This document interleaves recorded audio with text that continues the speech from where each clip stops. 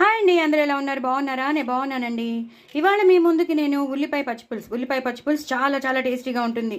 ఎంత బాగుంటుందంటే అంత బాగుంటుంది. మీకు అందరికీ తెలుసు.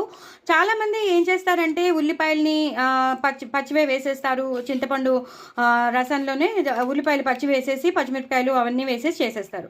కానీ నేను మాత్రం ఎప్పుడు అలా చేయనండి. నేను ఎప్పుడు ఎలా చేస్తానంటే మొత్తం చింతపండు రసంలోనే చక్కగా పిండి పెట్టేసుకుంటాను. చింతపండు రసంలో నేను తగినంత బెల్లం వేసేసుకుంటాను.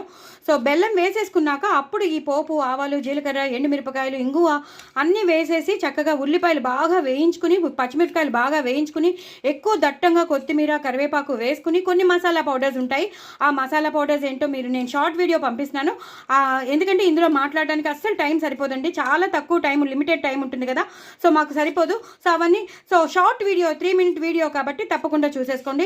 అవన్నీ మన ఇంట్లో ఉన్న సాంబార్ పౌడర్ కానీ, నేను చేసిన వెల్లుల్లి కారం కానీ, నేను వేసిన అయినా మీకు చెప్పేసినాను చూసారా, జీలకర్ర ధనియాల పౌడర్ అన్నీ వేసేసి చక్కగా వేయించేసినది ఇందులో కలిపేస్తానండి. ఇంగు పోపు పెట్టుకుంటాను. ఇంగు పోపు వాసన మంచిగా రావాలి.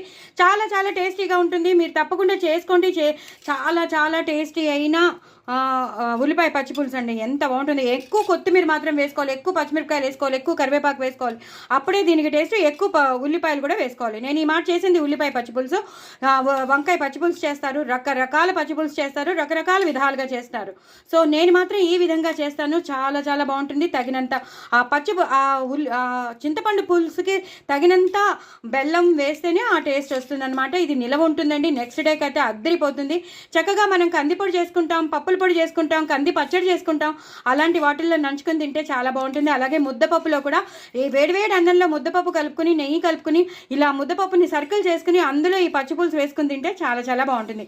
నా ఛానల్ మాత్రం సబ్స్క్రైబ్ చేసుకోండి, అసలు మర్చిపోద్దే. మరి ఇంకెందుకు ఆలస్యం, తప్పకుండా చేసుకోండి. నా ఛానల్ని సబ్స్క్రైబ్ చేసుకోండి. ఇంత మంచి టేస్టీ అయిన ఉల్లిపాయ పచ్చిపులుసు మాత్రం వదిలిపెట్టద్దు. నా ఛానల్ని సబ్స్క్రైబ్ చేసుకోవడం కూడా వదిలిపెట్టద్దు. బాయ్ అండి.